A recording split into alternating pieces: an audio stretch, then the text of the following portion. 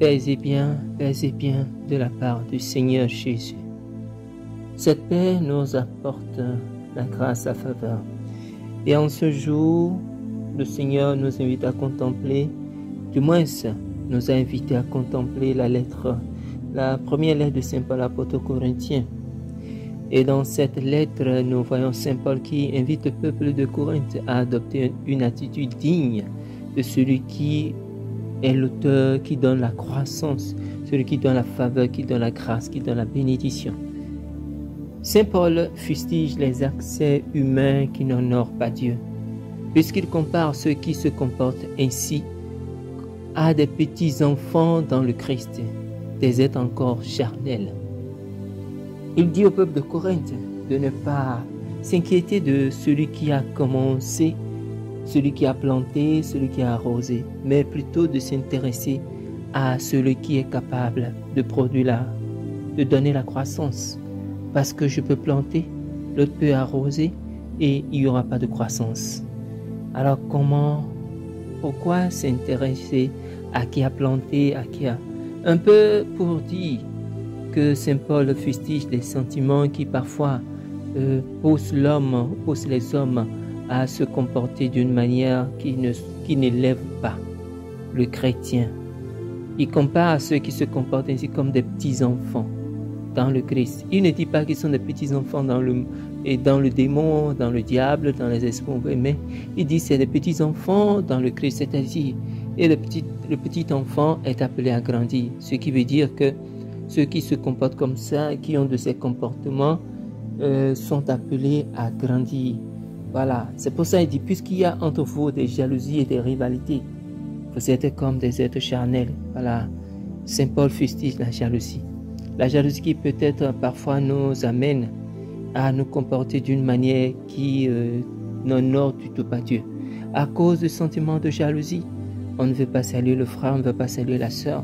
On ne veut pas l'appeler parce qu'on est jaloux, on est jalouse de sa richesse, de son bien.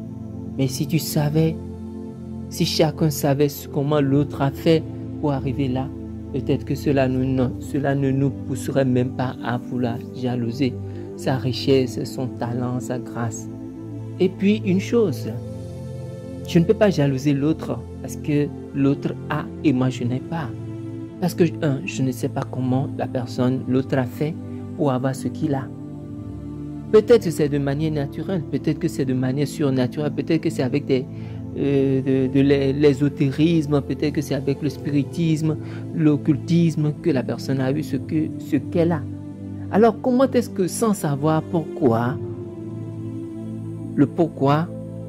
encore que là, il ne faut même pas perdre son temps.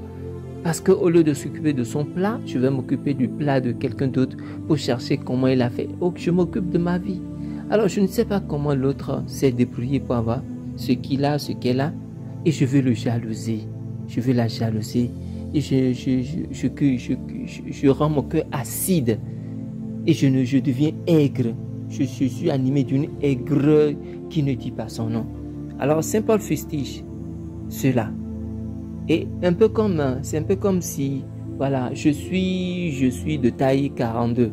Je porte des vêtements de taille 42. Et l'autre porte des vêtements de taille 50. Et je jalouse son vêtement. Est-ce que c'est vrai, je peux porter le vêtement de sa taille, qui est 2 fois peut-être plus grand que moi. Mais est-ce que je serai à l'aise? Je serai tout le temps en train de voir que il faut que je réduise parce que c'est plus grand que moi. Alors pourquoi ne pas s'intéresser à ce qui me vient? Ou bien je suis de taille 42 et je vais aller porter les vêtements de quelqu'un qui a la taille 10. Je ne pourrai pas entrer. Alors faudrait pas que la jalousie nous amène à nous comporter, parce que qui jalouse l'autre, c'est de cette logique. Je veux porter un numéro de vêtements qui n'est pas mon numéro. Soit il est plus petit que moi, soit il est plus grand que moi. Et je ne sais pas comment l'autre a fait pour arriver là.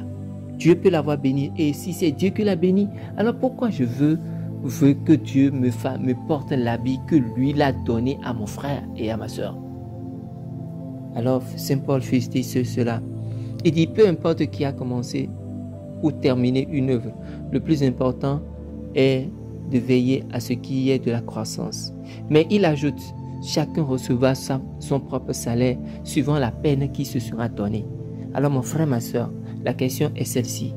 Quelle est la peine que je me donne, moi? Est-ce que parce que je peux me donner de la peine dans le bien, je peux me donner de la peine dans le mal. Dans tous les cas, Saint Paul dit, chacun recevra son propre salaire suivant la peine qui se sera donnée. C'est-à-dire, je peux sauter, descendre. J'aurai toujours mon salaire. Ce n'est pas comme dans ce monde où on travaille et puis parfois des employeurs ne paient pas leurs employés, ne paient pas leurs ouvriers. Mais c'est pas dit chacun recevra, que tu le veux ou non, tu recevras forcé ton salaire. Alors, veille à ce que tu fais. Veillons à ce que nous faisons pour ne pas recevoir le salaire qui va nous déplaire à la fin. Quel est le travail auquel je m'attelle chaque jour? Est-ce que mon travail participe à la croissance que Dieu désire dans mon prochain et dans la vie de mon prochain?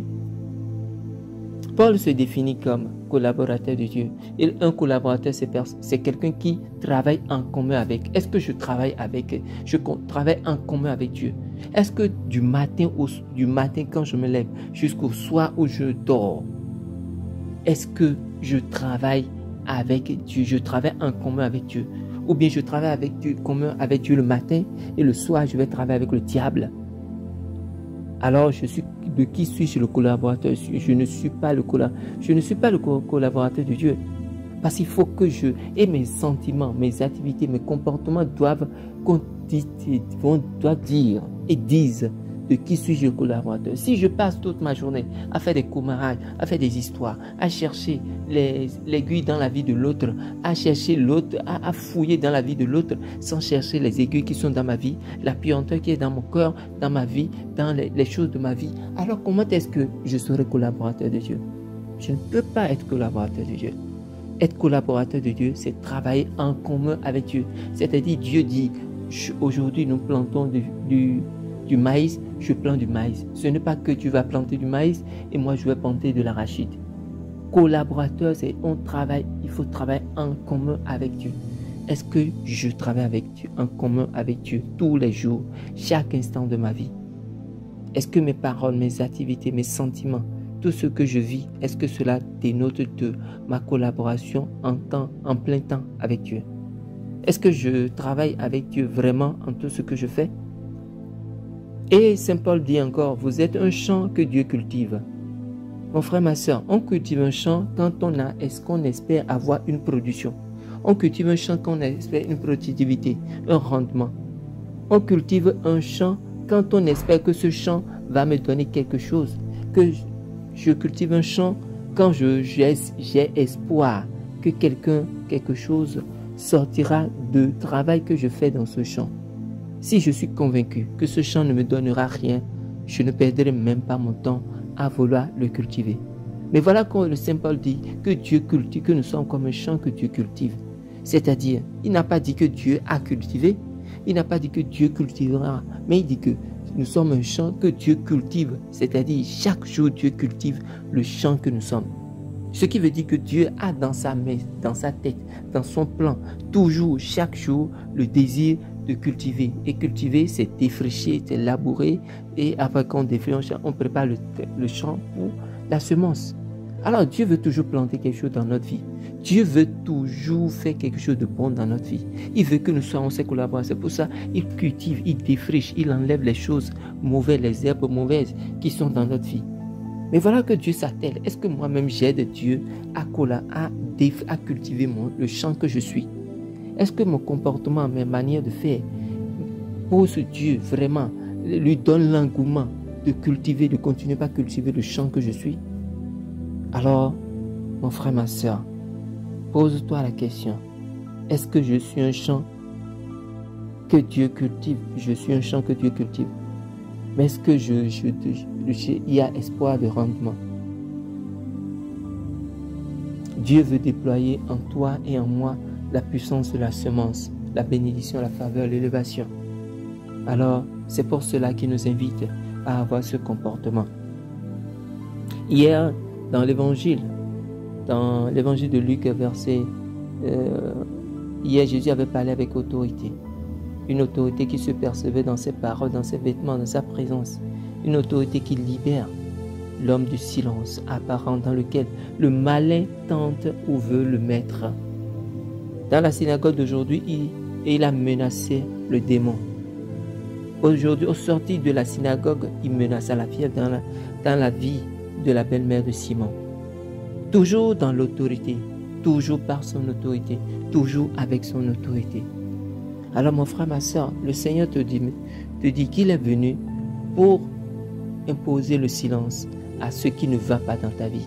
Il veut menacer, il a menacé l'esprit mauvais hier, il a menacé la fièvre aujourd'hui. Alors il te demande, toi et moi, menaçons tout ce qui ne va pas. Si tu sais toi-même que dans ton champ, il y a de mauvaises herbes, alors prends ta roue, défriche toi-même comment aide Dieu à cultiver ton propre champ. Enlève les herbes, commence par enlever les herbes. Et quelles sont ces mauvaises herbes que toi-même tu sais qui sont dans ton champ? Peut-être c'est toi-même, tu te connais, chacun se connaît. Ne nous voilons pas la face. Ne nous cachons pas derrière pour dire je ne sais pas qui je suis. Tu sais, tu te connais mieux. Tu te connais. Peut-être que tu ne te connais pas mieux que Dieu. Dieu te connaît. Mais toi-même, tu te connais. Tu sais ce qui tu es, ce que tu fais, les mauvaises habitudes que chacun de nous a. Nous le savons. Nous connaissons nos mauvaises habitudes. Le problème, c'est que nous ne voulons pas parfois, nous ne voulons pas mettre de la peine, nous ne voulons pas mettre du temps pour travailler pour arracher ces mauvaises habitudes de nos vies. Parfois, nous nous complaisons dedans. Parfois, on se dit, bon, moi, que je suis comme ça. Nul n'est comme ça. Parce que quand Dieu a créé tout, il a dit, c'était bon. Dieu nous a créé bon. Les événements de la vie, les événements de ta vie, tes blessures, tes déceptions font que tu deviens peut-être plus aigri, moins aigri, ou bien tu deviens moins coléreux, ou bien plus gentil, moins gentil. Alors tous ces événements forment notre personnalité. À toi de savoir quel genre de personne tu veux être devant tes frères et tes sœurs. Est-ce que tu veux demeurer négatif aux yeux de tout le monde, que tout le monde, quand tu passes, dit mais quand même, alors, qui est cette personne? Est-ce que tu veux demeurer un chant que Dieu va dire, oh, vraiment ce chant me donne de la peine? Non. Alors, demande au Seigneur que le Seigneur ne se fatigue jamais de vouloir cultiver ton chant. Et donnons-lui qu'il soit content. Un papa qui veut l'avouer, qui veut nous faire du bien, ne le décourageons pas. Que Dieu ne se décourage pas de vouloir défricher ton champ. Que Dieu ne se décourage pas de vouloir faire de toi son collaborateur. Le collaborateur, veux-tu être dans la reine spirituelle? Veux-tu t'élever dans le champ? Veux-tu avoir l'onction des prophètes, l'onction d'Élie? Alors demande Seigneur, que ton onction descende et défriche le champ.